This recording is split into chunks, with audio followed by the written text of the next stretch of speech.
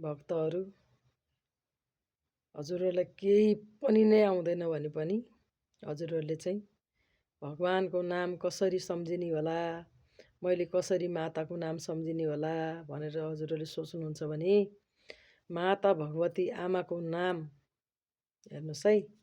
माता भगवती आमाको नाम 64 योगिनी माता हुनुहुन्छ। हेर्नुहोस् है। ओम 64 योगिनी माता भ्यो नमो नमः। 16 मातृका भ्यो नमो नमः। अष्टमातृका भ्यो नमो नमः। नवदुर्गा मातृका भगवती माता नमो नमः। उनै भगवती आमालाई सम्झिनुहोस् क्या। कुनै भगवानको नाम आउँदैन भने पनि माता दुर्गा भगवती आमा नवदुर्गा हुनुहुन्छ। एकदम शक्तिशाली माता हुनुहुन्छ। हेर्नुहोस् है।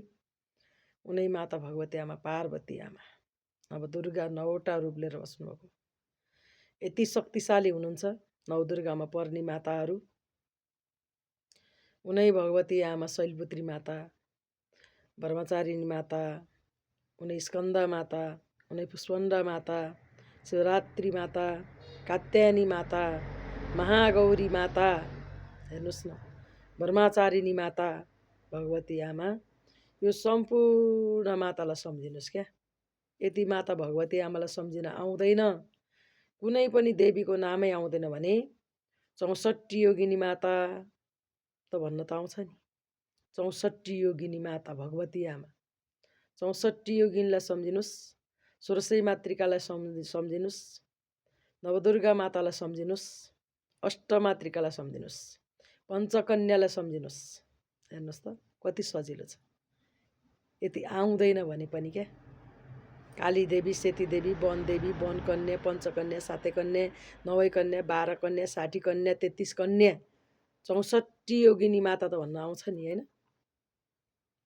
त्यति भनेपछि सारा संसारको भए जतिका देवीहरूका रूप आउनुहुन्छ क्या। सबै माताहरू आउनुहुन्छ।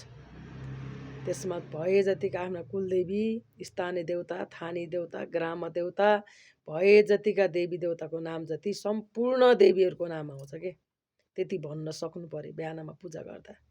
केही गर्न सक्नुहुन्न भने पनि त्यति भनेर भगवती आमा सहस्र तीर्थहरूको, गङ्गा माताहरूको, सम्पूर्ण गङ्गा माता भगवती आमाको नाम लिनुहोस्।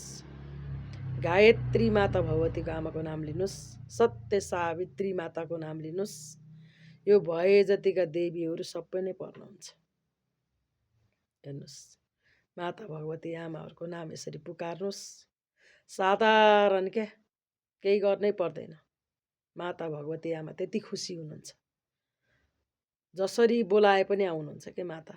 रक्षा गर्नुहुन्छ, कल्याण गर्नुहुन्छ, शक्ति दिनुहुन्छ। भक्ति गर्नुहोस् आनन्दसँग। यो सारा संसारका देवी देवता भगवान परमात्माले सबैको माया गर्नुहुन्छ, दया गर्नुहुन्छ, प्रेम गर्नुहुन्छ। तपाईँको घरमा सधैँभरि सुख शान्ति समृद्धि। तपाईँले केही गर्नै पर्दैन। माता भगवती आमाले त्यति शक्ति दिनुहुन्छ क्या। यति शक्ति दिनुहुन्छ कि भक्ति मात्रै गर्नुहोस् न, तपाईँ एकदम शक्तिशाली हुनुहुन्छ। मातालाई सम्झिनुहोस् मात्रै, गरेर मात्रै हेर्नुहोस्, विश्वास गर्नुहोस्। जय श्री राधे राधे।